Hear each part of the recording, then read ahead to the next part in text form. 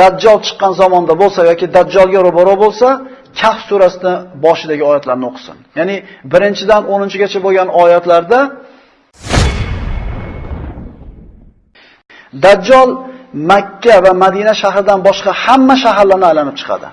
Faqat Makka bilan Madinaga kirmaydi.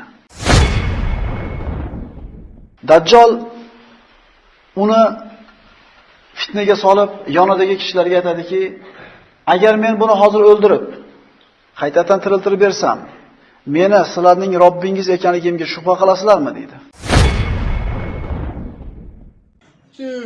İşte oradan ekemediyor. Tutum ayarlı yapmış. Gitarıyor. Abi bana da aldık. Bir tane malı yapmıştık onu aldı. Mehmet'ini tanıdı bekeler. İki tane bir devam ediyordu. Bana nasıl? Adı tamamı. Dönüken tülatlarım tekeri yaptık. Hadi yani giyeceğim.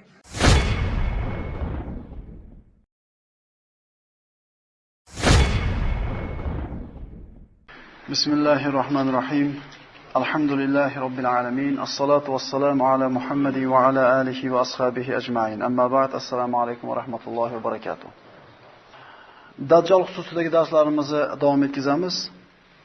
Dajjal yer yuzi bo'ylab insonlarni fitnalashtirishlikda 40 kungina davomiy bo'ladi. Ya'ni 40 kungina insonlarni fitnaga uchratib yuradi.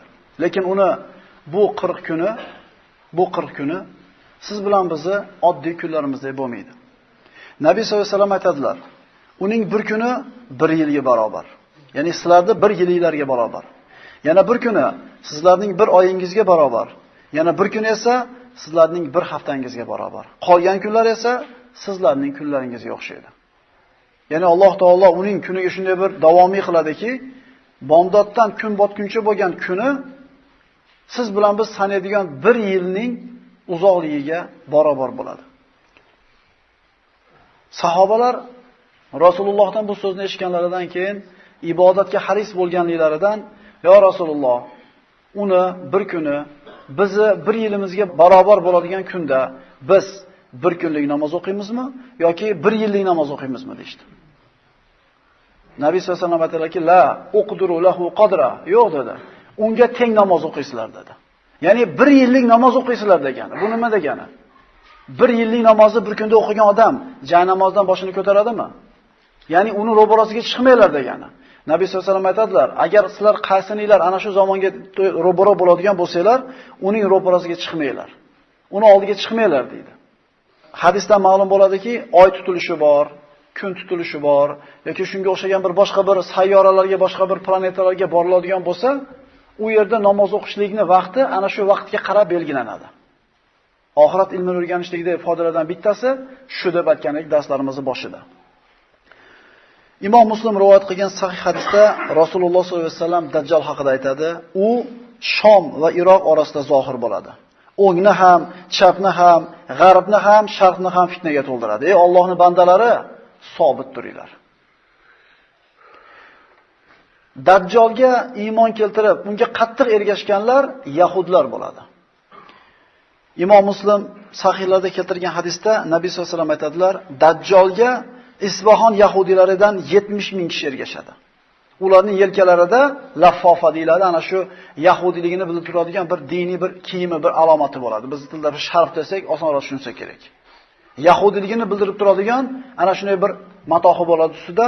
Yahudiylarning mana shu Isbahondan bo'lganlari 70 mingtasi unga birinchilardan bo'lib ergashadilar. Yahudiylarning dinlarida Dajjal chiqishida haqida ma'lumotlar bor. Ular uni zohir bo'lishini kutadi.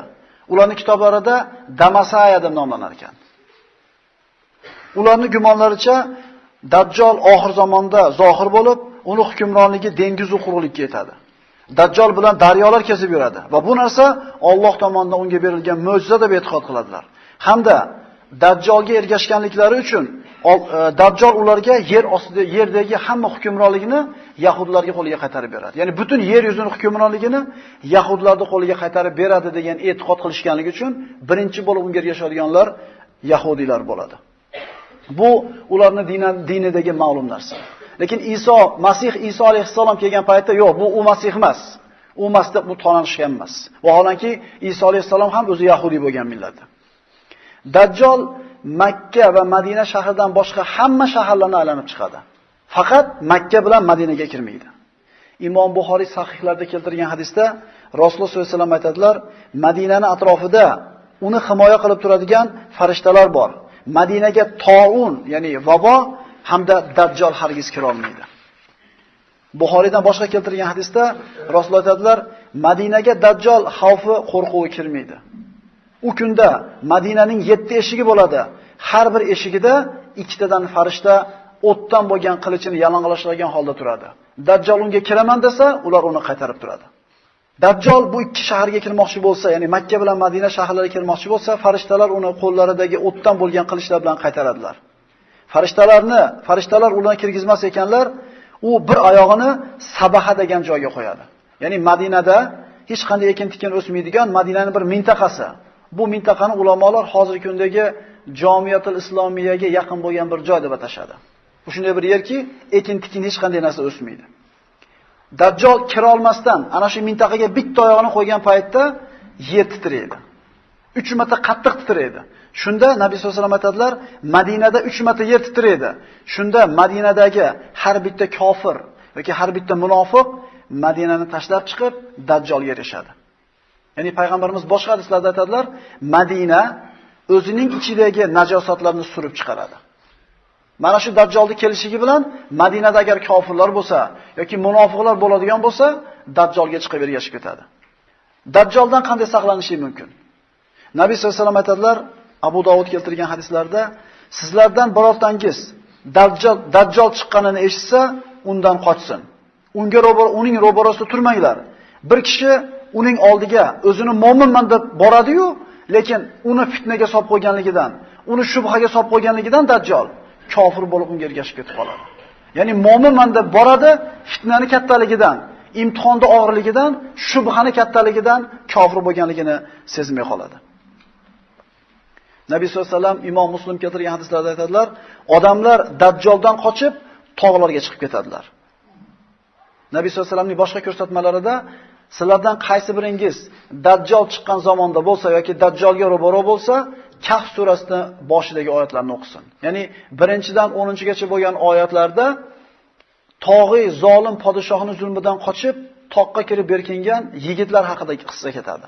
Bunda shu nima hikmat bor deyilsa, ulamolar aytadiki, ayni mana shu oyatni o'qishlikda. Mana shunday bir zolim chiqqan paytda uni tashlab qochib ketishlikka ishora bor. Shuning uchun Kahf surasi o'qilish kerak deb aytadi. Ana shu zolim podshohdan qochib, yosh yigitlar g'orga qarab kirib ketdi, 300 yildan ortiq muddat u yerda uxlashdi. Alloh taolo ularni o'zi saqladi.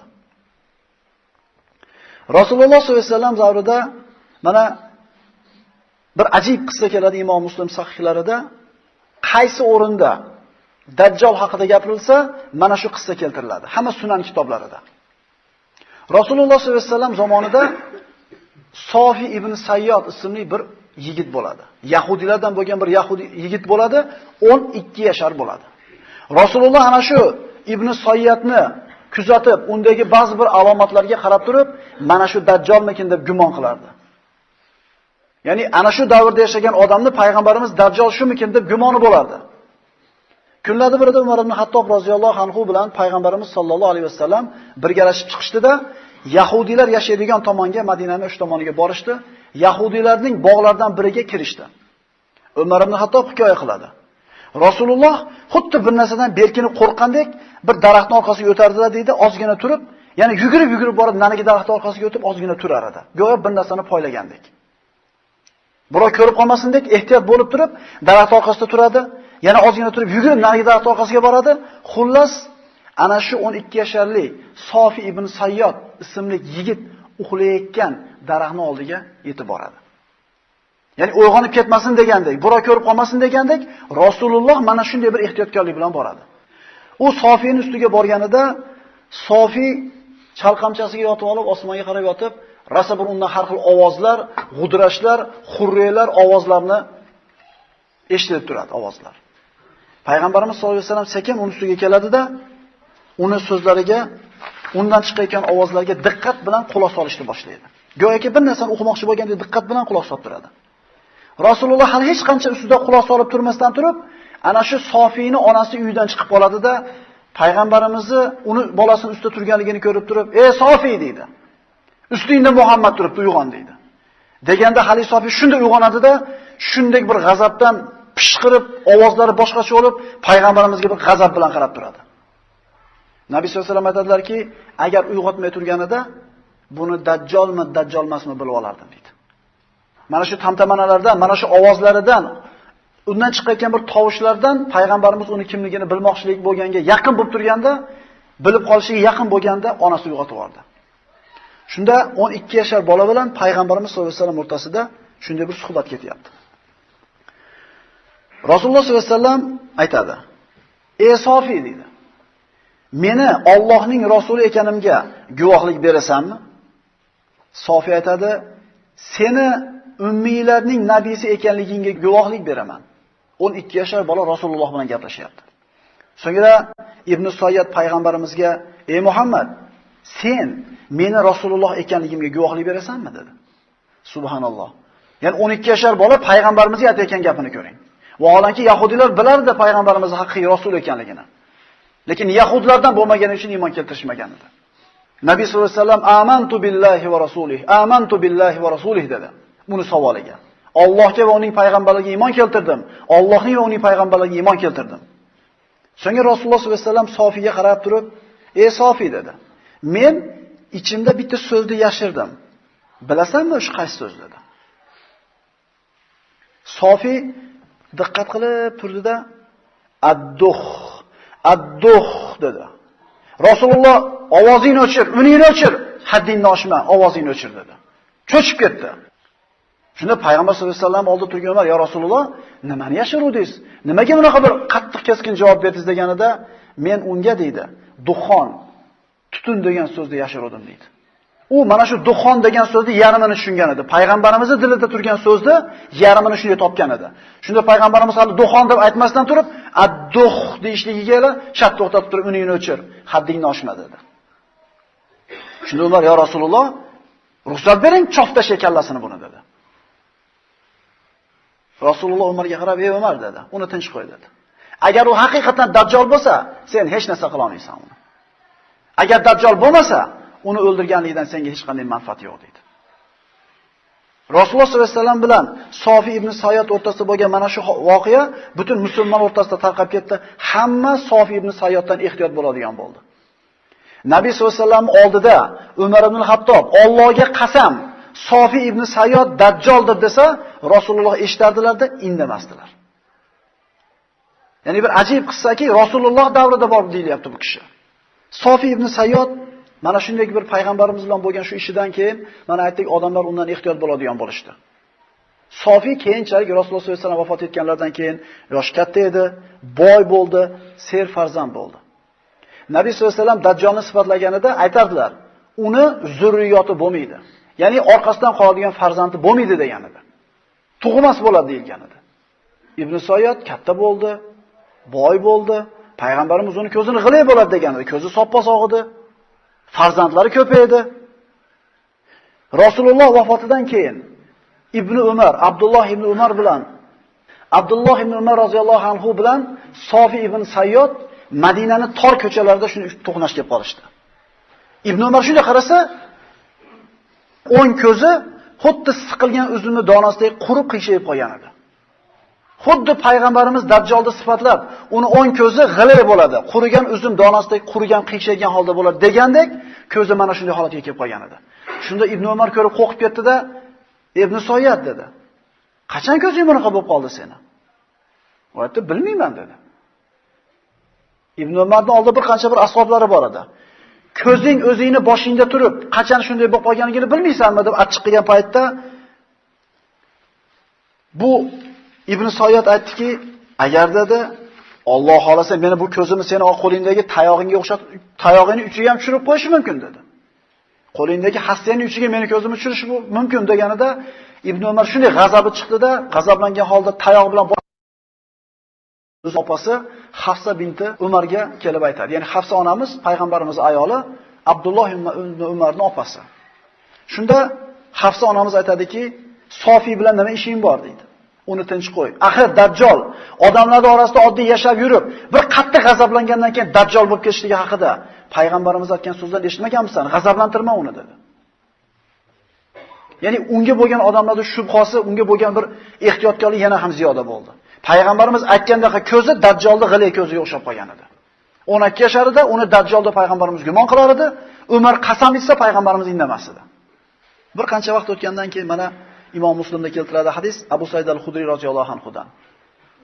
Qissani davomi bundan ham ajib. Dajjal kofir bo'lardi. Sofiy musulmon bo'ladi keyin. Musulmon bo'ladi, boy bo'ladi, serfarzand bo'ladi. Haj qilib, hajdan, ana shu haj karvoni bilan birga qaytib kelar ekan, Abu Said al-Khudri roziyallohu anhu aytadi, karvonda birga kelar ekanmiz, dam olgani to'xtadik. Men o'zim yuklarimni tushirdim, daraxtning salqiniga borib o'tirdim. Sofiy ibn Sayyod ham hajdan kelardi biz bilan musulmon holatida. Yuklarini tushirdi, kelib meni oldimga o'tirdi deydi. Lekin yonimga o'tirganda bir sovuq ter chiqib ketdi mendan. Ya'ni u odamlar u haqida gapirayotgan yomon gaplarni bir esladimda, haligindan bir vahshatga tushdim deydi. Kelib oldimga o'tirganda, shu meni yonimdan nandiroqqa bosin degan maqsadda, "Ey Sofiy, yuklaringni salqinga olib qo'ysang bo'lmasmidi? Optoda qolsa yaxshi bo'lmaydi" deb o'zidan nari qilmoqchi bo'ldi. U o'rnidan turdi, yuklarni qo'ydi, tuyasini sog'ib, sutdan olib kelib Abu Said al-Khudriga tutyapti. O'zi mendan nari bo'lsin deb qilsa, bu endi sutini olib kelyapti. "Ey Abu Said, bundan ichmaysizmi?" dedi. Desa, "Yo'q" dedi, bahona qilib. "O'zi kun issiq, yana sut ham issiq, ichkim. O'zi deydi, uni qo'lidan ichkim kelmayapti" deydi. Ibn Sayyod yonimga o'tirib tushundi nima uchun ichmayotganligini. Aytdiki, "Ey Abu Said, shunday bir holatlar bo'ladiki, arqonni olib daraxtga ilib o'zimni osib qo'ygim keladi. Hayotdan zerikib ketib, o'zimni o'ldirgim kelib ketadi" dedi. Nimaga dedi? Odamlar men haqimda gapirgan gaplarni eshitib turib, yashagim kelmay qoladi hayotda dedi. Agar kimdir g'ofil bo'lsa ham, sizlar ansorlar payg'ambarimizning so'zlarini eshitgansizlar u. Dajjolni zurriyoti bo'lmaydi degan. Zurriyoti Madinada qoldi. Dajjolni kofir bo'ladi degan. Men musulmonman. Dajjol Makka bilan Madinaga kira olmaydi degan. Mana Makkada borib hajni qilib Madinaga qaytib kelyapman. Nimaga endi meni Dajjol deyshadi odamlar dedi. Shunda Abu Said al-Khudri haqiqatdan nimaga unadaqa? Payg'ambarimiz bu aytgan alomatlari bittasi ham to'g'ri kelmayapti-yu, dedimda bir noqulay ahvolga tushdim. U Sofiy ibn Sayyod so'zini davom ettirib aytdiki, "Men Dajjol emasman, lekin Dajjolda qaydaligini bilaman. Otasini ham taniyman." Deganida Abu Said qo'rqib ketdi-da, "Nari bo'lmang, nari bo'l" dedi. "Kuning qurisin" dedi. "Nari bo'l mendan" dedi. Abu Said unga qarab turib, "Ey Sofiy" dedi, "Agar Dajjol bo'lishlik seni xursand qilarmidi agar Dajjol bo'lsang" deganda, "Agar menga taklif qilinganda Dajjol bo'lishlik, men yo'q demas edim" dedi. Mana shu yerda to'xtatamiz buni. Endi Tamim ibn Aws ad-Dariyni qissasini aytamiz. Keyingi hadisimiz Imom Buxoriy sahihlarida keltirilgan Fatima binti Qaysdan rivoyat qilinadi. Tamim ibn Aws ad-Dariy roziyallohu anhudan. Tamim ad-Dariy Nasroniy dinida bo'ladi. Islomga kiradi. Kunlardan birida Fatima binti Qays aytadi, Madinada as-solatul jamiya, as-solatul jamiya, jamoat namoziga chaqirdi eshitdikda, shoshilganimizcha payg'ambarimiz masjidiga erkak ayol bordik. Odatda bunday chaqiruv yo bir xatarli ish bo'lsa, bir jihodga chiqishlik kerak bo'lsa chaqirilardi, yoki bir jihoddan o'lja kelgan bo'lsa, bo'lib berishlik uchun payg'ambarimiz shunday qilib chaqiradi. Zarur ish bo'lsa chaqirardi. Hamma yig'ilib kelgandan keyin namozni o'qidik deydi. So'ngra payg'ambarimiz turdida, kulib turib, "Men sizlarni bir xatarli ish uchun chaqirganim ham yo'q. Endi sizlarga bo'lib beradigan hech qanaqa o'ljam ham yo'q" dedi. Faqat meni oldimga Tamim ad-Dariy keldi. Islomga kirdi va shunday bir hikoyani aytib berdiki, "Men sizlarga Dajjal haqida aytgan gaplarimga tamomiy to'g'ri kelardi" dedi. Tamimning qissasi nima edi? Tamim aytadi. Bu Sahih Muslimda keltirilgan. Tamim ad-Dariy aytadi: "Ashoblarimiz bilan tijorat maqsadida kemaga chiqdik. Kemani minib dengizga chiqqanimizda shamol qattiq bo'ldi. Shamol kemamizni dengiz bo'ylab haydab yurdi. Bir oy yurdik, qayoqqa ketayotganligimizni bilmasdan. Bir oy dengizda chayqaldik. Oxiri shamol tinchib, bizni kemamizni bir orolga olib chiqib qo'ydi. Orolga tushdik, qayerdaligini bilmaydi bular. Orolga tushib, bir qancha vaqt masofa yurganimizdan keyin junlari shunaqa bir qalinligidan orqasi qadayu oldi qada bilmaydigan bir hayvon ro'baramizga keldi. Haligi hayvonni ko'rgan emasmiz. Kimsan, nimasan deb so'raganimizda odam tili bilan javob berdi. Men jassosaman dedi. Ya'ni bu haqida Qur'onda oyat kelgan. Ana shu oxir zamon bo'lganda yerdan bir hayvonni chiqarib qo'yamiz. Odam tili bilan gapiradi. Allohning oyatlariga iymon keltirmay qo'ydinglar dedi. Men jassosaman dedi. Bu qanaqa javob? Boshqa savol bermoqchi bo'lganda aytdiki, "Ey qavm," dedi Ali jassosa. Ana bu dirda deydi. Dirda mana shu ibodat qilinadigan joy aytiladi. Ana bu dirda sizlarni xabaringlarga mushtoq bo'lib turgan bittasi bor dedi. Shoshilganimizcha ana shu dirga qarab yugurdik, bu shayton bo'lib qolmasin yana deb. Bordik, ana shu dirga yoki ibodatxonaga kelganimizda umrimizda ko'rmagan nihoyatda bir gavdali odamni tizzalari, oyoqlari zanjir bilan baylangan, butun jasadiga zanjir aylangan, o'ratilgan, mana shunday yig'ishtirib qo'yilgan holda bir kishi o'tirardi. Biz unga "Sen nimasan? Kimsan?" deb so'raganimizda u aytdiki, "Meni holimdan xabardor bo'ldinglar. Endi sizlar holinglardan xabar beringlar. Chunki men sizlarga o'zimni kimligimni aytsam, sizlar kimliginglarni aytmasdan ketib qolsanglar men jila olmayman. Lekin men chetga keta olmayman. Avval sizlar aytinglar" dedi. Ular "Nimani so'raysan?" dedi. Ular aytdi, "Bisan haqida xabar beringlar" dedi. Bisan Falastindagi bir shahar. Bisanda nimasi kerak senga? Bisanda, Bison bog'ida xurmolar bormi dedi. Ha, xurmolari bor. Xurmolari serob, odamlar foydalanyapti. Ha, u xurmolar yo'q bo'lishga yaqin bo'ldi dedi. So'ngra Tabariya suvi haqida gapiringlar dedi. Tabariya Urdundagi bir ko'l. Tabariyada suv bormi dedi. Ular "Ha, bor" dedi. Suvi serob, odamlar ichyapti dedi. Suvi yo'q bo'lishiga yaqin qoldi dedi. Menga Zag'ar bulog'i haqida gapiringlar dedi. Zag'ar ham mana Falastindagi bir shahar. Zag'ar bulog'i haqida gapiringlar dedi. Nimasi kerak senga u haqida? Nimasini bilmoqchisan deganda, Zag'arda bulog'idan suv chiqyaptimi? Dehqonlar uni suv bilan dehqonchilik qilyaptimi? Ha, suv serob, dehqonchilik yaxshi bo'lyapti. U buloqning suvi ham qurishlikka yaqin bo'ldi dedi. Endi menga ummiylarning, savodsizlarning nabiysi haqida xabar beringlar. U nima qildi dedi. Tamim aytadi, biz javob berdik unga. Makkadan chiqdi, Madinaga borib, Yasribga borib joylashdi. Yasribga borib joylashdi. Arablar bilan urushdimi deb so'radi bu baylangan. Ha, urushdi. Ularni yengdi, unga itoat qilishdi. Endi sen kimsan dedi. Ya'ni itoat qilgan bo'lsa, o'zlariga yaxshi dedi. U aytdi, "Men Masihman" dedi. Ya'ni Masih Dajjolman dedi.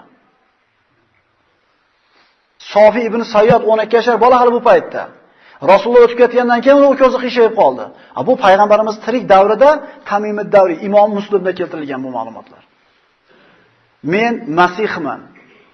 Menga chiqishligim uchun izn berishini kutyapman. 40 kun yerda kezaman. Makka va Tibadan boshqa hamma shaharlarni aylanib chiqaman. Bu ikkisiga kirishligimdan qo'lida yalang'ochlangan qilichi bor farishtalar to'sib turadi dedi. Rasululloh sollallohu alayhi vasallam turgan joylarda minbarda titratib turib aytdilarki, "Aytmaganmidim sizlarga? Aytmaganmidim" dedi. Hammasi tasdiqlashdi. At-Tiba deb payg'ambarimiz Tiba mana shu Madinada minbariga 3-4 marta urdi. Ya'ni Tamim ibn Avs ad-Dariyda aytgan qissasi, Rasulullohda burun haqida aytgan qissalari shunday bir-biriga ma'no jihatdan to'g'ri keladi. Lekin tabiiy savol tug'iladi. Qanday qilib bir vaqtda o'zida u payg'ambarimiz oldida yashayotgan bo'lishi mumkin? 12 yoshar yosh bolani singari. Ya'ni shu vaqtda o'zida qaysidir bir orolda zanjirband holatda turishi mumkin. Bu siz bilan biz aqlimiz olmaydigan g'ayb ishlari. Bu ajoyib qudratlar haqida gap ketyapti. Bu Alloh taolo har narsaga qodir zot. Endi Ibn Soyatni oxirini gapirib qo'yaylik. Sofi ibn Sayyod umrining oxirgi vaqti bo'lganda birorta bolasi qolmasdan o'lib ketdi. Payg'ambarimiz nima deganlar? Birorta uning orqasida zurriyat qolmaydi degandi. To'g'ri keldi. Ko'zi qiyshagani to'g'ri keldi. Ummaviylar xalifalik davrida Madina ahli bilan Hajjoj ibn Yusuf as-Saqafi o'rtasida Harro urushi bo'ldi. Madina ahli bilan billa Sofi ibn Sayyod Hajjojga qarshi urushgani chiqdi va mana shu urushda uni yo'qotib qo'yishdi. Tirigi ham, o'ligi ham yo'q bo'ldi. Demak, bu qanday qilib u yoqda ham bu yoqda ham bo'lishi mumkin degan savolga javobimiz shuki, bu Alloh taolaning ilmi degan narsa. Bu narsani biz surishtirib o'tirmaymiz. Dajjolni qiladigan ishlaridan yana bittasi u Madinaga kirmoqchi bo'ladi. Madina ahli Dajjolni Madinaning oldiga kelib turganligini ko'rib turadilar. Dajjol va u bilan birga bo'lganlar ham kuzatib turadilar. Mana aytdik, Dajjol keladida bitta oyog'ini ana shu Sabaha degan joyga qo'ygan paytda Madinada yer titraydi. Munofiqlar va fosiqlar, kofirlar Madinani tashlab Dajjol tomonga o'tib ketadilar. Shunda Nabiy sollallohu alayhi vasallamdan sahih hadislarda keladi. Rasululloh sollallohu alayhi vasallam aytadilar-ki, bir yigit Dajjolni ro'parasiga chiqib boradi. U odamlarning eng yaxshisi yoki yaxshilaridandir dedi Rasululloh sollallohu alayhi vasallam. Dajjolni oldiga kelgan paytda Dajjol unga seni Robbing ekanligimga menga guvohlik ber dedi. Haligi yigit sen Rasululloh sollallohu alayhi vasallam bizlarga xabar bergan Dajjol ekanligingga guvohlik beraman dedi. Shunda mana shu holat ana shu davrgacha insonlarga biz o'qiyotgan mana shu ilmlar meros bo'lib yetib borishligiga bir dalil bo'ladi. Dajjol uni fitnaga solib, yonidagi kishilarga aytadiki, agar men buni hozir o'ldirib, qaytadan tiriltirib bersam, meni sizlarning Robbingiz ekanligimga shubha qilasizlarmi dedi. Atrofidagi kofirlar yo'q. Agar sen buni o'ldirib tiltiradigan bo'lsang, seni Robligingga shubha qilmaymiz dedi. Shunda yigitni ushlab turadi, yerga yotkizib urdiradi. Ya'ni kaltaklashadida, meni Robbim deysan deganda yigit rad javobini beradi. Shunda Dajjol buyuradi. Yigitni yerga o'tkazib, boshidan arra solib, ikkiga bo'lib tashashadi. Ikkiga bo'lingan jasadini ikki chekkaga qo'yib, o'rtasidan Dajjol shunda yurib o'tadi. Yurib o'tadida butun musulmonlar ham bu narsani, kofirlar ham kuzatib turadi. Dajjol bu ikki qismning o'rtasidan o'tib bo'lganidan keyin tur o'rningdan deb buyuradi. Shunda bir ajib bir holat yuz beradiki, ana bu ikkiga bo'lingan qismlar harakatlanib, biri ikkinchisiga yopishib, yigit tirik holatda tikka turadi. Shunda yigitga qarab turib, "Meni Robbim" deb ayt dedi. Yigit aytadiki, "Seni Dajjol ekanligingga yanada imonim ziyoda bo'ldi. Ey insonlar, bu bizlarga Rasululloh sollallohu alayhi vasallam xabar bergan Dajjoldir. Endi u mendan keyin hech kim o'ldirishga va tiriltirishga qodir bo'lmaydi" dedi. Shunda Dajjol uni o'ldirmoqchi bo'lib, qo'lidagi qilich bilan bo'yniga urganida Nabiy sollallohu alayhi vasallam aytadilar, Alloh uni bo'ynini misdan qilib qo'yadi. Ya'ni qilichni har qancha urmasin, qilich u yigitni bo'yniga o'tmaydi. Dajjol mana shu joyda noumid bo'ladi, Shomga qaytib ketadi. Mana shu vaqtda qiyomatning eng katta alomatlaridan, ajiblaridan Iso Masih alayhissalomning osmondan tushib kelishligi boshlanadi. Alloh taolo Qur'oni Karimda Iso alayhissalom haqida aytadi. Nasroniylar Isoni, Yahudiylar o'ldirdi deyshadi. Lekin Iso alayhissalom o'lgan emas. Astagfirullah, va ma qataluhu va ma salabuhu, walakin shubbiha lahum, va innal ladina ikhtalafu fihi la fi shakkin minhu, ma lahum bihi min ilm illa ittiba'adh-dhann va ma qataluhu yaqina. Holbuki ular uni o'ldirganlari ham, osganlari ham yo'q. Faqat ular uchun boshqa birov Isoga o'xshatib qo'yildi xolos. Ya'ni Iso alayhisalomni tutishlik uchun askarlar kelgan paytda Iso alayhisalomni Alloh taolo osmonga ko'targan bo'ladi. Va mana shu 12 ta havoriysining ichidan eng yoshi o'zini ixtiyori bilan 3 marta men deb chiqqan paytda Iso alayhisalomning shakliga o'tib qoladi.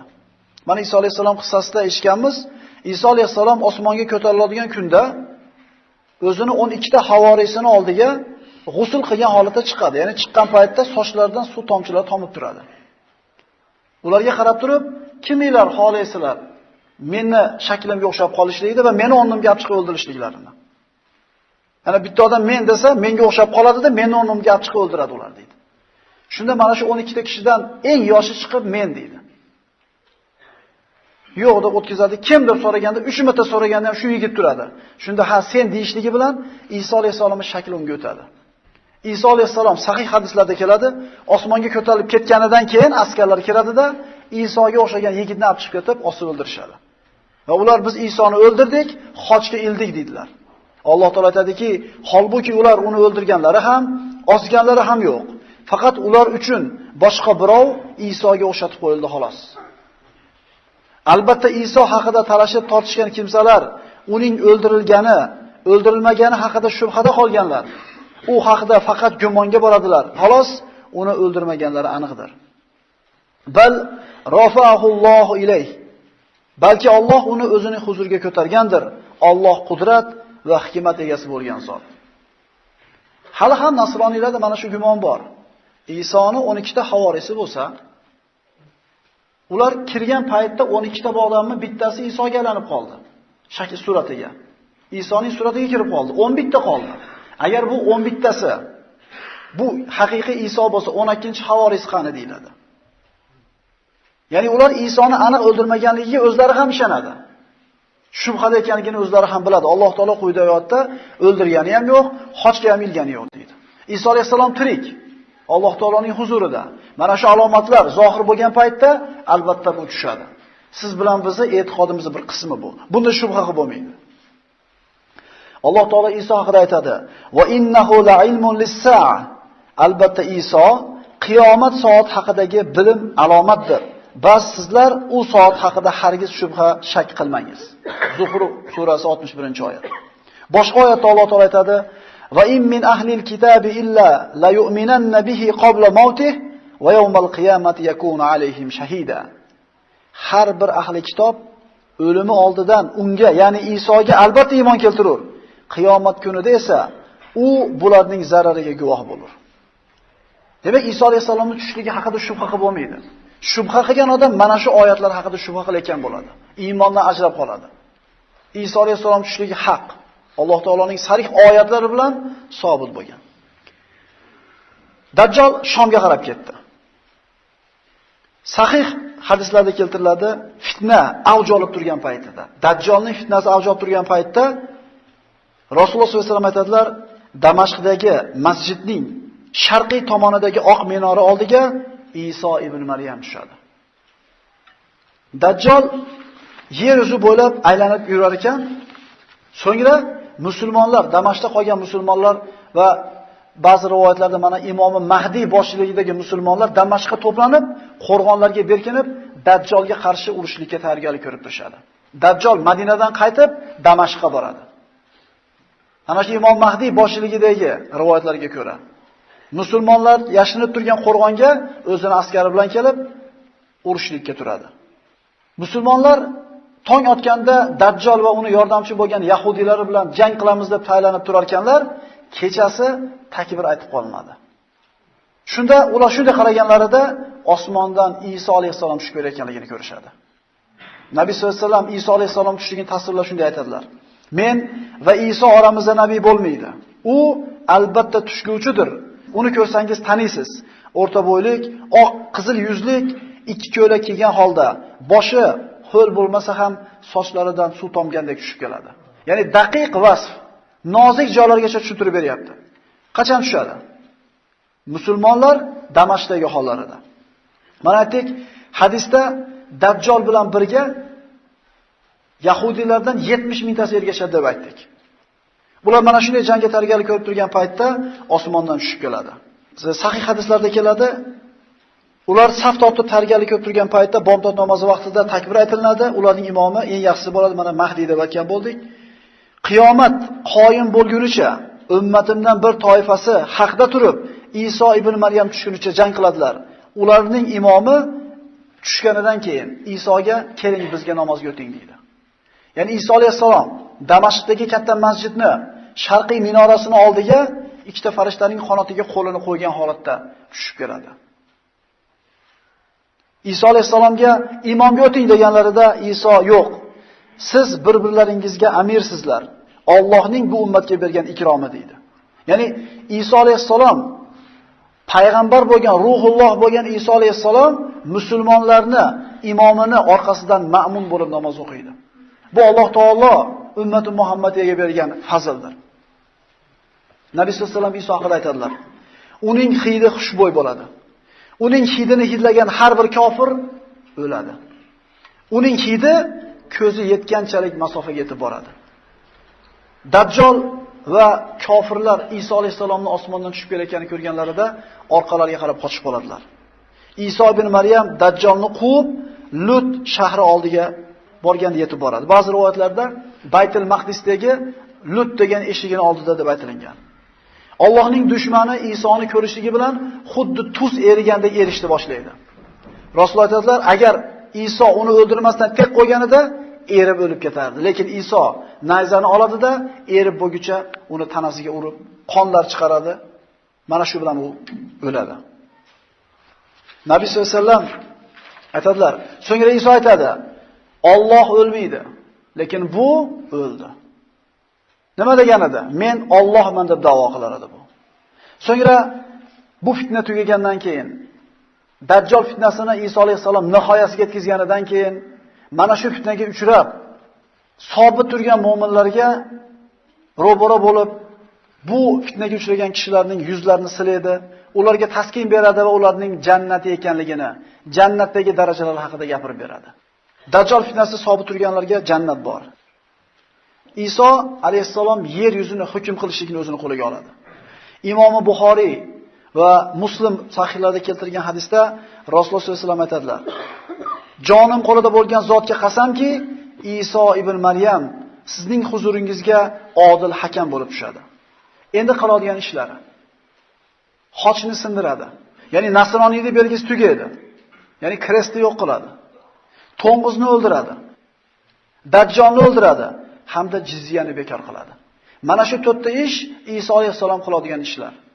Ya'ni jizya berib islom yurtida boshqa dinda yashagan kishilar jizya berib zimmiylar deyiladi, yashagan. Lekin Iso alayhisalom tushgandan keyin islomdan boshqa dinni yer yuzida qo'ymaydi deb aytadi. Nabiy sollallohu alayhi vasallam aytadilar: "Isobatani min ummati ahrazahumullohu minan nar." Meni ummatimdan 2 toifa bandani, 2 toifa kishini Alloh taolo do'zaxdan saqladi. Ularning birinchisi Hindga g'azo qilgan jamoani, ya'ni Muhammad ibn al-Qosim ismli kishi 18 yoshli yigit Hindni birinchi marta fath qilgan amir bo'ladi. Mana shu kishilarni, mana shu Hindga g'azot qilgan kishilarni Alloh taolo jahannamga yuzlarini harom qiladi hamda Iso ibn Maryam bilan Yajuj Majuj qissasida sobit turgan kishilarni dedi Nabiy sollallohu alayhi vasallam. Iso alayhisalom mana shunday bir ishlarni qilib turgan paytda ana shu qiyomatning yana bir dahshatli alomatlaridan keyingisi zohir bo'ladi. Mana aytganmiz, qiyomatning mayda-kichik alomatlarini birini ikkinchisiga bog'liq joyi yo'q. Orada yillar o'tadi, bir ikkinchisi hargiz bog'liq bo'lmaydi. Lekin oxir zamonning katta alomatlari birinchisi zohir bo'lishligi bilan undan keyin payda-pay keyingilari bostirib keladi. Va keyingi kelayotgan fitna birinchisidan ko'ra kattaroq bo'ladi. Iso alayhisalom mana shu ishlarni qiladi. Xochni sindiradi, Dajjolni o'ldiradi, to'ng'izni o'ldiradi hamda jizyani bekor qiladi.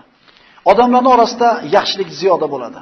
Mana shunday bir chiroyli holatda hayot davom etib ketayotgan paytda juda bir xatarli ishlarning biri boshlanadi. Iso alayhisalomga shunday vahiy keladi. Ularni yengishga hech kimning quvvati yetmaydigan bir qavmni Alloh yuborganligi haqida Iso ibn Maryamga vahiy keladi. Ya'ni shunday bir qavm yuborildi insonlar ustigaki, bularni yengishlikka hech kimning toqati yetmaydi. Bu Yajuj va Majuj bo'ladi. Dajjal vaqtida Iso alayhisalom keldi. Iso alayhisalom vaqtida Yajuj va Majuj fitnasi keldi. Alloh taolo Iso alayhisalomga meni bandalarimni toqqa olib chiqib ket deb buyuradi. Chunki bu shunday fitna bo'ladiki, insonlar ularni ro'parasida turishlikka, jang qilishlikka toqatlari bo'lmaydi. Iso mo'minlarni toqqa chiqib ketishlariga buyurildi, olib chiqib ketadi hamda dengiz to'lqinlaridek Yajuj Majujdan iborat to'lqinlar bostirib keladi. Imom Ahmad va Nasoiy sunanlarida Rasululloh sollallohu alayhi vasallam aytdilar: "Meni ummatimdan 2 jamoani Alloh do'zaxdan saqladi. Hindga g'azot qiladigan jamoani hamda Iso ibn Maryam bilan birga bo'ladigan jamoani."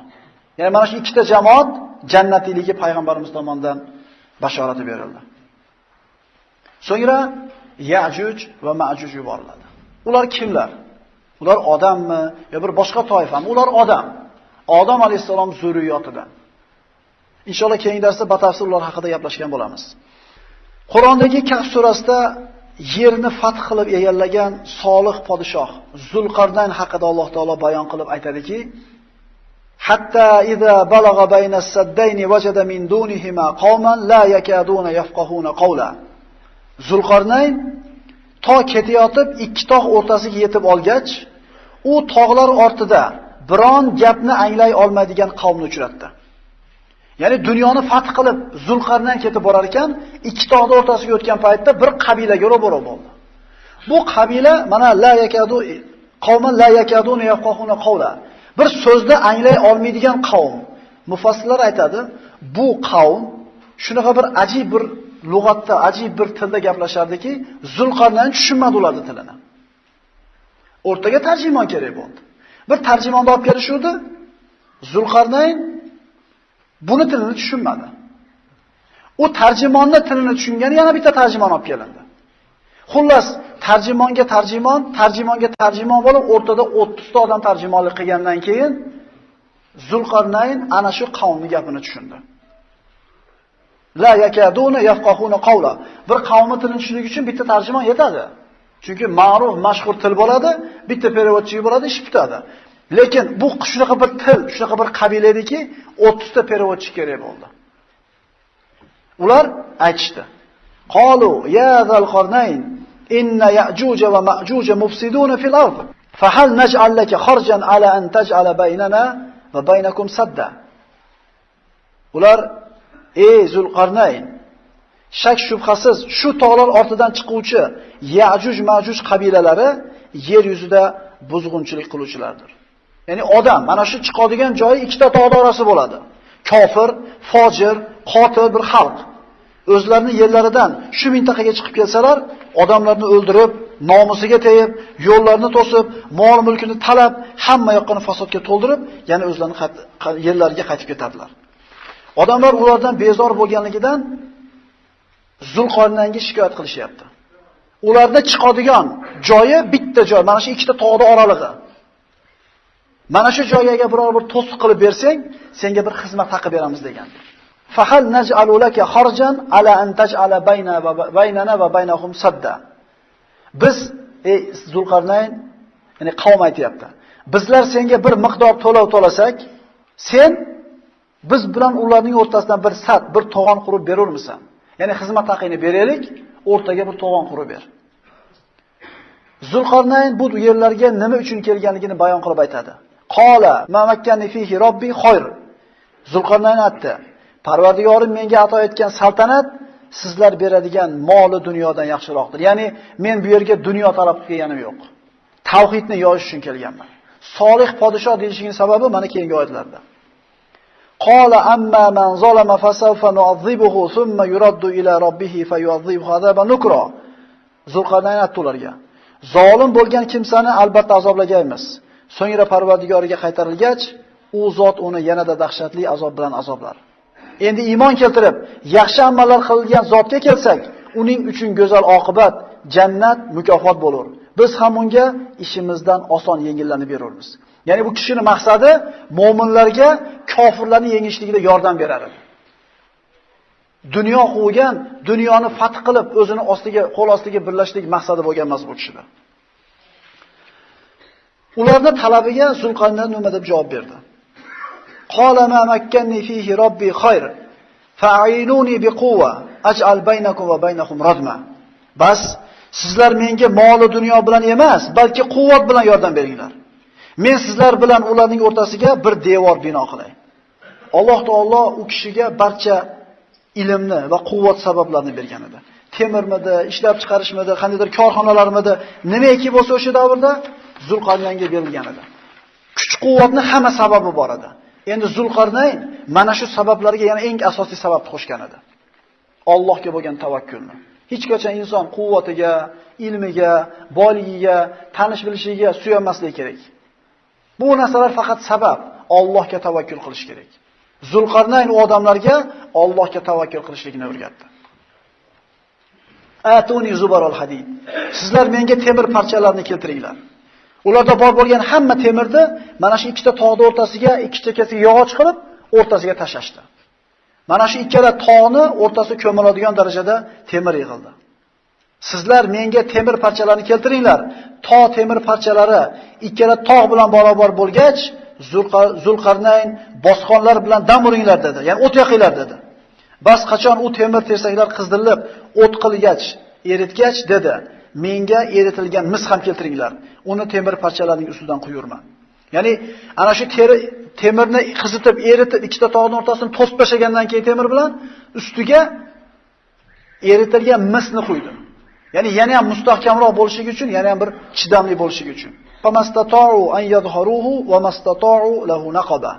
Endi Dajjal, Ya'juj, Ma'jujlar o'sha tog'ning orqasidan chiqib kelishlikda, endi ular u to'siq ustiga chiqishga ham, uni teshib o'tishga ham qodir emaslar.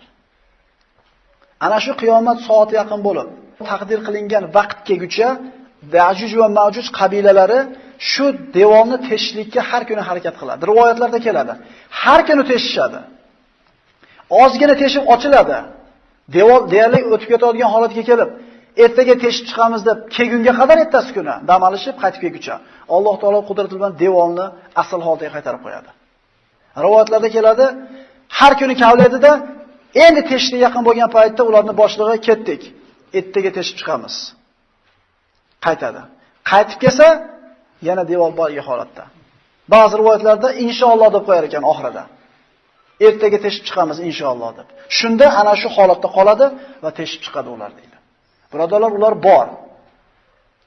Ular bor. Nabiy sollallohu alayhi vasallam zamonlarida bir kishi kelib, ana shu Zulqarnaynning saddini, devorini ko'rganligini aytadi. Ibn Kasirda keltiriladi. Sifatlab ber deganida falon sifatni aytganda o'sha saddi Iskandariy bo'ladi deb aytadi. Ana shu Zulqarnaynning urgan devori deb aytadi. Bu bor, hali ham kavlashyapti birodarlar. Kunlarda birda Nabiy sollallohu alayhi vasallam cho'chib uyg'onib ketarlarda, arablarning holiga voy bo'lsin. Zulqarnaynning devori mana shuncha teshildi deb ko'rsatadi. 1400 yil burungi gap. Hada rahmatun min robbi. Fa iza jaa va'du robbi ja'alahu dakkaa va kana va'du robbi haqqo. Endi devor bitdi, ish bitgandan keyin bu Parvardigorim tomonidan bo'lgan bir marhamatdir. Mana men qilib qo'ydim. Ya'ni insonda bo'ladi-ku ba'zida, bir ish qilib qo'yib turibdi, haligi men ko'rib qo'ylar mana degandaqa. Zulqarnayn solih kishi ekanligini ko'ringki, bu Parvardigorim tomonidan bo'lgan bir marhamatdir. Endi qachon Parvardigorim Ya'juj va Ma'juj chiqadi deb va'da qilgan vaqt kelganida, ya'ni qiyomat qoyim bo'lishi yaqin qolganida, o'zi u to'sqinni tep-tekis qilib qo'yur. Parvardigorimning va'dasi haqdir. Allohning va'dasi haq. Bir kun keladi, u to'siq teshiladi, Ya'juj va Ma'juj yer yuziga bostirib chiqib keladi. Ana shu chiqib kelgan kunda nima bo'ladi? Va tarakna ba'dahum yawma idin yamuju fi ba'd va nufixa fis sur fajama'nahum jam'a. U kunda qiyomatda odamlarni bir-birlariga aralash quralash qilib tashladik. Sur chalingach, ularning barchalarini to'pladik. Ya'ni Ya'juj Ma'juj chiqqandan keyin ularning adadi shunday ko'p bo'ladiki, xuddi dengizning suvi birining ustidan ikkinchisi oqlab kelgandek, birining ustidan ikkinchisi oqlab to'lqinday bostirib keladi. Insoniyatni halok qiladi. Yer yuzini to'laligicha o'zlarining hukmronligiga oladi. Mana shu paytda Alloh taolaning yana bir mo'jizasi sodir bo'ladi. Mana hamma shu yerda o'tiribdi. Nima deb o'tiribdi bu yerda o'tirganlar? Pul deb keldim biroq. Yo'q. Ovqat deb keldimi biroq? Yo'q. Biror bir dunyoviy bir g'araz, dunyoviy maqsad deb keldimi biroq? Yo'q. Allohning roziligi deb kelindi. Mana shu qorong'i kechalarda qadam bosib kelgan kishilarga, Allohning masjidiga qadam bosib kelgan kishilarga Nabiy sollallohu alayhi vasallamning shunday bir bashoratlari bor. Qol alayhi vasallam bashiril mashayina fi zulamil layli ila masajidillahi bi nurit tawammati yawmal qiyamah. Qorong'i kechalarda Allohning masjidiga qadam bosib kelgan kishilar uchun qiyomat kunida mukammal nur berishlik bashoratini bering dedi. Modomiki mana shu qorong'i kechalarda masjidga qadam bosib kelishligidan maqsadimiz Allohning roziligi bo'lar ekan, mana shu bashoratni ostiga kiradigan bandalardan qilishni Allohdan so'rab qolamiz. Imom Buxoriy va Muslim sahihlarda keltirgan hadisda Nabiy sallallohu alayhi vasallam Ya'juj va Ma'jujlarning qanchalik sanoqi ko'p ekanligini bayon qilib aytadi. Rasululloh sollallohu alayhi vasallam aytadilar: qiyomat kunida Alloh subhanahu va taolo Odam alayhisalomni turgizib, "Ey Odam, o'zingni zurriyotlaringning orasidan jahannam haqqini ajratib qo'y" deydi. Ya'ni farzandlaringning orasidan do'zax haqqini ajratib qo'y deydi. Sahih hadis. Odam alayhisalom aytadi: "Parvardigoro, do'zax haqqi nima?" Alloh taolo javob berdi: "Har 1000tadan 999 tasi do'zaxda, bittasi jannatda bo'ladi" dedi. Shu hadis haqida ozgina mulohaza qilib ko'raylik. 999 ta odam do'zaxda bo'ladi, bittasi jannatda bo'ladi yana. Bu hadis sahobalarga og'ir keldi. Ular aytishki, "Ya Rasululloh, unda umid qayerda qoladi? Allohning rahmatidan umid qayerda qoladi? Bu omonlikda kim bo'ladi?" Shunda Rasululloh sollallohu alayhi vasallam aytdilarki, "Shu vaqtda go'dak qariydi. U kunda emizayotgan onalar emizib turgan bolasini unutar va barcha homilador ayollar o'z homilasini tashlab yuborar. Odamlarni mast, alas holatda ko'rursiz. Holbuki ular o'zlari mast emaslar, lekin Allohning azobi qattiqdir. Va kayfa tattaquna in kafartum yawman yaj'alul wildana shiba." Ana shu chaqaloq bolani, yo'rgaydagi bolani qaritib, chol qilib tashlaydigan qiyomat kuniga iymon keltirmasdan turib, qanday Allohdan qo'rqamiz deysizlar deydi. Bu mana shunday dahshatli kun bo'ladi. Sahobalarga bu so'z og'ir botganda Rasululloh sollallohu alayhi vasallam ularning qalblariga taskin berib aytdilarki, albatta sizlardan bo'lgan yana ikki toifa ummatlar bor. Ular sizlardan ko'p. Ya'juj va Ma'juj. Ya'ni mana shu 1000 tani ko'proq qismi Ya'juj Ma'jujdan bo'ladi. Inshaalloh ana shular bo'ladi, 999 tasi. Nabiy sollallohu alayhi vasallam aytadilar, ular kim bilan birga tursalar, ya'ni qiyomat maydonida kim bilan yonma-yon turadigan bo'lsa, kim bo'lishidan qat'iy nazar albatta Ya'juj Ma'juj ulardan soni bir necha barobar ko'p bo'ladi. Ya'ni ular ham Odam alayhisalom zurriyotidan birodarlar. Ular ham odam. Faqat qayerda ular? Alloh taolo o'zi biladigan ilmi g'aybida. Hatta idza futihat Ya'juj va Ma'juj va hum min kulli hadabin yansilun.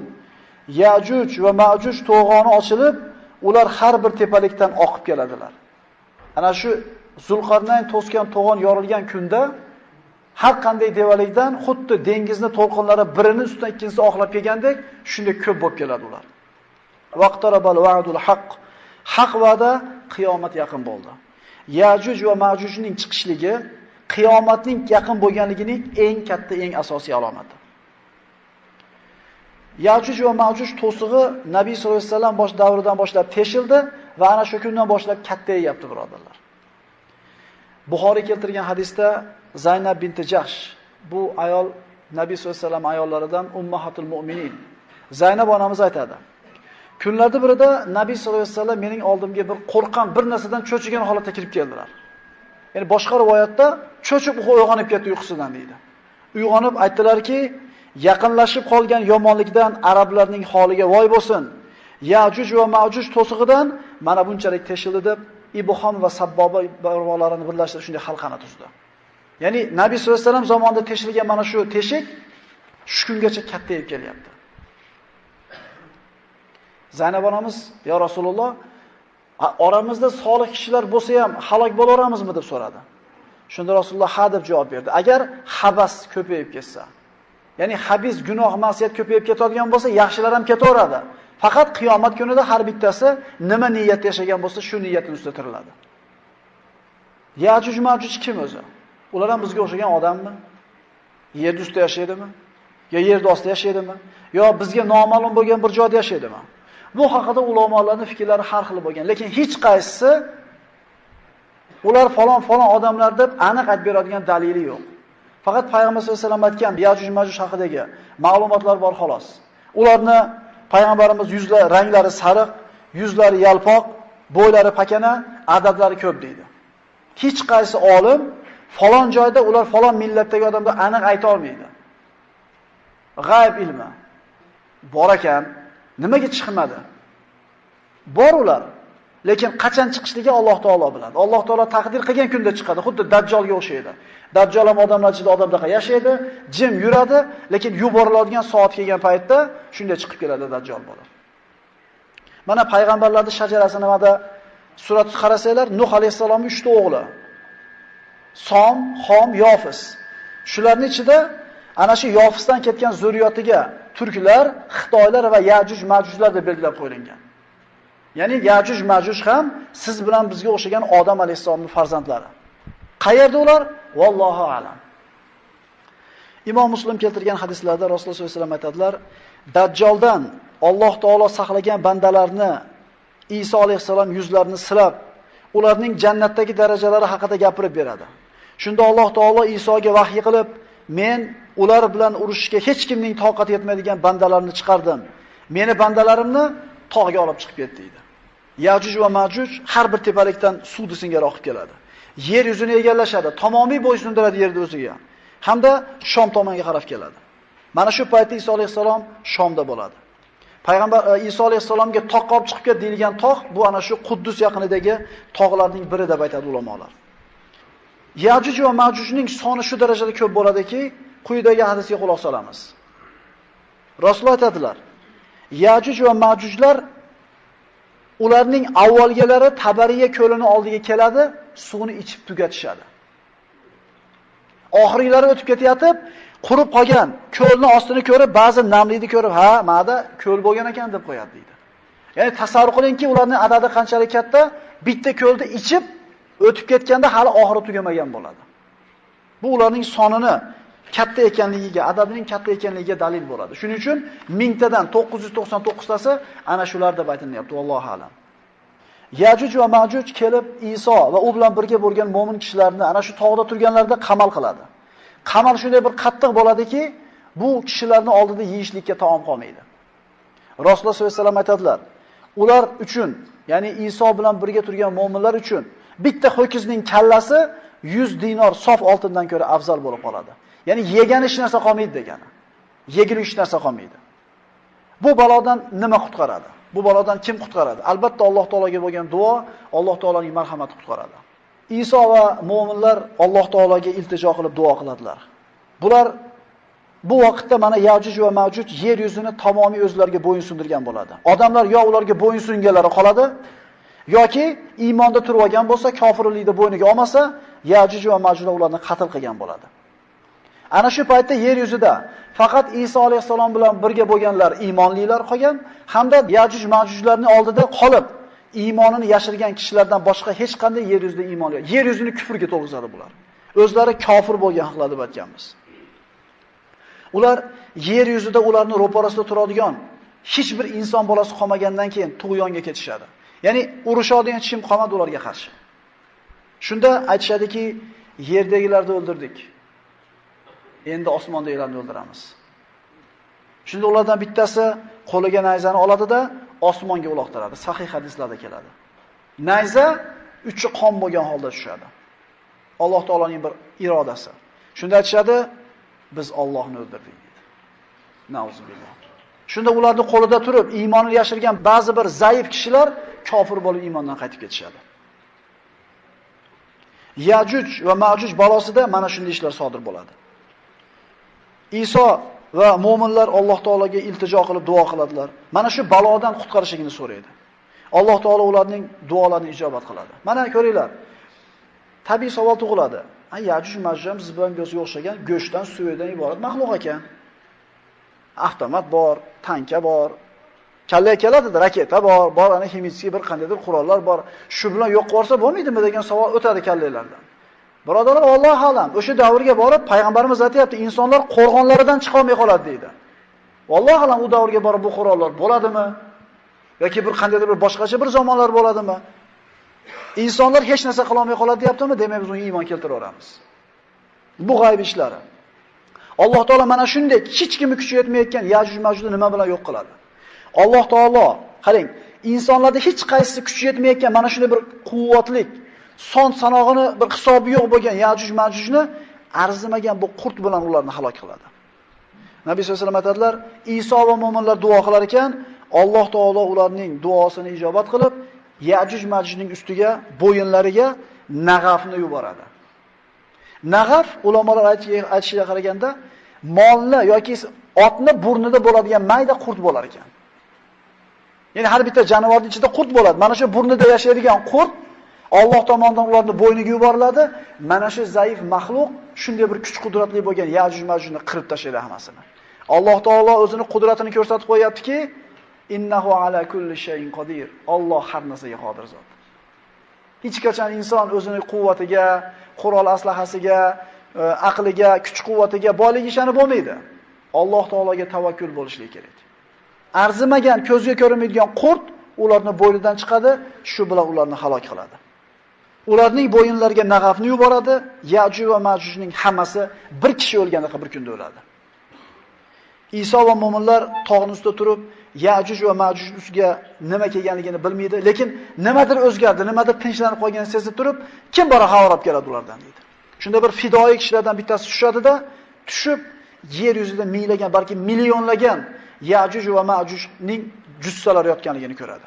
Chiqib Iso va musulmonlarga bu xursandchilik xabarini yetkazadi.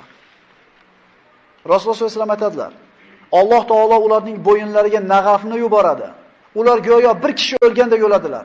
So'ngra Nabiyulloh Iso va mo'minlar tog'dan yerga tushadilar.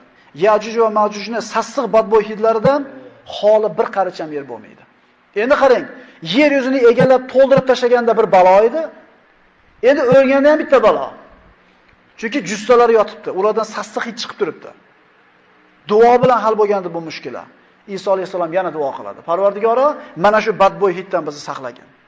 Alloh taolo yana duosini ijobat qilib, bu Yajuj Majujning jussalarining ustiga bo'yinlari uzun, ulkan qushlarni yuboradi. Hadislarda bu qushlarning bo'yni tuyani bo'ynidan uzun bo'ladi deyiladi. Bu qushlar Yajuj va Majujlarning jussalarini ko'tarib, Alloh xohlagan joyga borib tashlab yo'q qiladi. Okeanmi, dengizmi, Allohu alam. Chunki hali yer yuzini ham siz bilan biz bilmagan, o'rganmagan joylari ko'p. Xullas Alloh taolo xohlagan joyga borib tashlaydi, shu bilan Yajuj Majuj tugaydi. Lekin hidi qoldi. Yana Iso alayhisalom va mo'minlar duo qiladi. Birodarlar, duo bilan hal bo'lyapti ham yo'q. Insonning qo'lidan hech narsa kelmaydi. Alloh taologa iltijo qilib, mana shu hiddan qutulishligini so'raganlarida Alloh taolo ularning ustiga dedi Nabiy sollallohu alayhi vasallam yomg'irni yuboradi. Bu shunday bir yomg'ir, barakatli yomg'ir bo'ladiki, yer yuzidagi hamma katta kichik uylarga kiradi va yerni yuvib, xuddi ko'zgudek toza qilib qo'yadi. Yuvilib top-toza bo'lib qoladi. Go'yo Yajuj va Majuj kelmagandek. Alloh taolo yerni bu balodan qutqaradi. Yajuj va Majujning qissasining nihoyasi shu. Keyin yana sinovlar keladi. Keyin yana balolar keladi, lekin mana shu balolar kelguncha bir qancha vaqt xotirjamlik, barakot, tinchlik, omonlik zamoni bo'ladi. Diqqat qilamiz, eshitasiz, ichingiz erib ketadi bu narsalarni eshitib turib. Bu yomg'ir yoqqandan keyin Nabiy sollallohu alayhi vasallam aytadilar, so'ngra Alloh taolo yerga o'stirgin deydi. Ya'ni ichingdagi yaxshiliklarni tashqariga chiqargin deydi. Rasululloh aytadilar, Iso mening ummatimda oldida odil hokim, rostgo'y imom bo'ladi. To'ng'izni so'yadi. Jizyani bekor qiladi. Ya'ni islomdan boshqa dinni qabul qilmaydi. Iso alayhisalom yagona podshoh, yagona hukmron bo'ladi. Islomdan boshqa dinni qoldirmaydi. Yo islomda qabul qiladi yoki qatl qilinadi. Sadaqani tashlab qo'yadi. Ya'ni barakat shunaqa yoyilib ketadiki, sadaqa beradigan odam ko'p, lekin sadaqa oladigan odam umuman qolmaydi. Sadaqa oladigan odam qolmaydi, sadaqani tashlab qo'yadi. Qo'y yoki tuyani haydashga hojat qolmaydi. Birodarlar, ishlashga hojat qolmaydi. Alloh taolo baraka berib qo'yganligidan ozgina yegan cho'piga hayvonlar semirib ko'payaveradi. Haydab alohida boqishlikka hojat qolmaydi.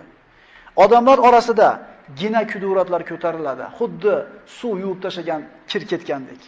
Odamlar bir-birlariga xuddi aka-uka bir-birini yaxshi ko'rganda yaxshi ko'radigan munosabat bilan muomala qiladi. Bu qanday zamon ekan? Bu qanday zamon ekan? Ko'chaga chiqib turib g'ashiz keladigan birorta odamni ko'rmaysiz. Kimni ko'rsangiz qalbingizda bir iliqlik bor. Sizni kim ko'rsa tabassum bilan kelib ko'rishadi. Payg'ambarimiz aytgandaqa xos salom emas, taniganiga ko'rish bor, assalomu alaykum. Tanimagan odamga salom berish yo'q. Gina kudurat qolmaydi. Hatto har bir zahar egasi bo'lgan jonivorni og'zidan zahar olib qo'yiladi. Zaharli hasharotlar, ilonlar chaqmaydi. Payg'ambarimiz hadisda davom etadilar, yosh bolalar ilonda og'ziga qo'llarini tiqib o'ynashadi deydi. Bo'yinlari yilib, xuddi bir monchoqni singari o'ynashadi. Zahar olib qo'yiladi. Nima uchun? Odil hokim Iso alayhisalom podshoh bo'lib turibdi. Eslanglar, Umar ibn Abdul Aziz 2 yil 4 oy xalifa bo'lib turdi. Adolat qildi, barakat yer yuziga shunday yog'ilib ketgan edi.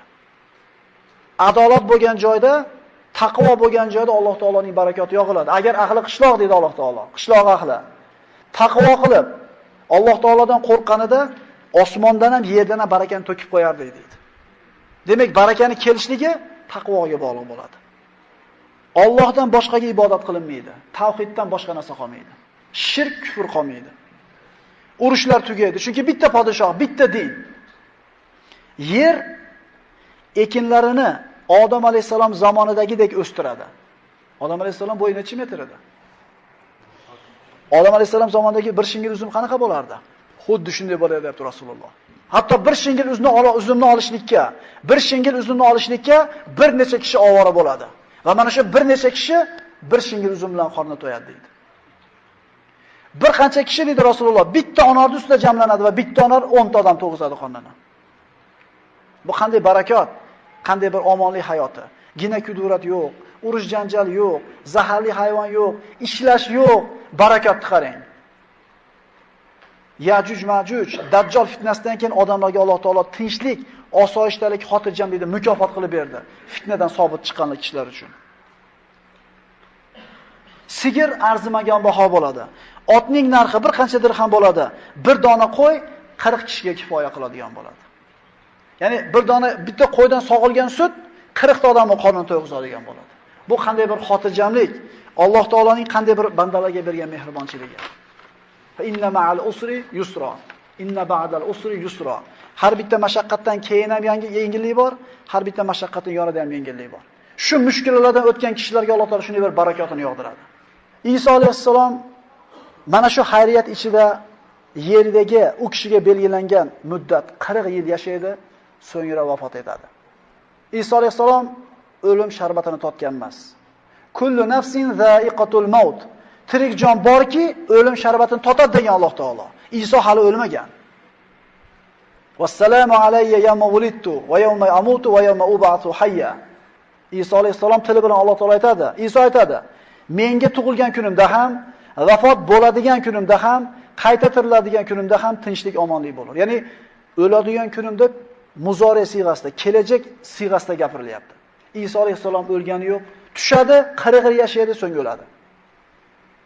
Uning janozasini musulmonlar o'qiydi. Uni yashagan davrida, Iso alayhissalom yashagan davrda nasroniylik nihoyasiga yetadi. Iso alayhissalom nasroniy ibodatini qilmaydi. Nasroniy urf-odatini qilmaydi. U kishining namozi islom, ibodati islom, hukmi shariatul islomiyya bo'ladi. Islomdan boshqa din qolmaydi. Umar ibn Hattob roziyallohu anhu kunlarning birida Tavratdan bir sahifani Umar ibn Hattob ushlab o'qib turgan bo'ladi. Shunda payg'ambar sollallohu alayhi vasallam shunday bir ranglari o'zgarib ketib, "Ey Hattobning bolasi, meni risolatimda yana shubhang bormi?" deydi. Allohga qasam, shu sahifani egasi bo'lgan Muso ibn Imron tirik bo'lganida menga ergashishdan boshqa ishi bo'lmasdi deydi. Ya'ni islomdan boshqa agar Iso alayhissalom kelar ekan, Muhammad alayhissalomga ergashgan atbolardan bo'ladi xolos. Imom Muslimda keltiriladi, Iso alayhissalom Baytul Atiqni ziyorat qiladi. Hadislarda keladi, jonim qo'lida bo'lgan zotga qasamki, Iso ibn Maryam haj va umra qilgan holida Allohni ulug'laydi. Bizda hajimizni ado qiladi, biz umramizni ado qiladi. Musulmon bo'lib payg'ambarimizga ummat bo'ladi. Iso alayhissalom vafot etdi. Dajjal, Yajuj Majuj, Iso alayhissalom tushligi, shu fitnalardan keyin bir qancha vaqt xotirjamlik hukm suradi. Ya'ni Alloh taolay aytayapti, "Ey odamlar, nima kerak yana sizlarga? Menga iymon keltirishliklari uchun, oxiratga tayyorgarlik ko'rish, yana nima qilib beray?" degan savolni beryapti. Lekin insonlar keyin yana kufrga qaytadi. Mana shuncha ishni ko'rib turib, hali esdan chiqarmagan avlod yana ayni ishlaydi boshlaydi. Yana odamlar bidatga qaytadi. Shayton yangitdan ishini boshlaydi. Kufr yana zohir bo'ladi. Fasod avvaldan tarqaydi. Insoniyatni yana hayoti boshidan boshlanadi, toza bo'ladi. Xuddi Odam alayhisalom davrida boshlangandek. Odam alayhisalom tushganda yerda shirk bo'lmagan. 1000 yilgacha tavhidda bo'lgan odamlar. Endi bu safarga shirkka qaytish odamlarda avvalgidan ko'ra tezroq bo'ldi. Vaholanki, kecha yaqinda bo'lib o'tgan fitnalardan xabardor xalq hali esdan chiqarmagan edi, lekin kufrga qaytishadi. Bashariyat bo'lib o'tgan alomatlardan keyin yana nimani ko'rishni xohlaydi? Dajjal, Yajuj Majuj, Iso bu alomatlar zohir bo'lganiga hech qancha vaqt o'tmay turib, yana insonlar kufrga qaytadi. Qisqa muddat davom etgan iymonli hayotdan keyin insonlar yana kufrga botadilar. Mo'minlar ozayib, kofirlar ko'payib ketadi. Shu vaqtda tavbalarni yo'lini to'sadigan buyuk alomatlar boshlanadi. Endi buni buyog'ida yashagan odamlar agar shungacha iymon keltirib, savobli amal qilmagan bo'lsa, endi dabbani chiqishi boshlandi. Yerdan hayvon chiqib turib, Allohning oyatlariga iymon keltirmayapti deb dabbadan keyingilar iymon keltirsa qabul qilinmaydi. Yerda mana shu hayvon chiqquchi iymonli bo'lganlarda dabba iymonlilar deydi, undan keyinlarning iymoni ham qabul qilinmaydi, tavbasi ham qabul qilinmaydi. Qiyomatning soati kirganligini bildiradigan alomatlarning birinchisi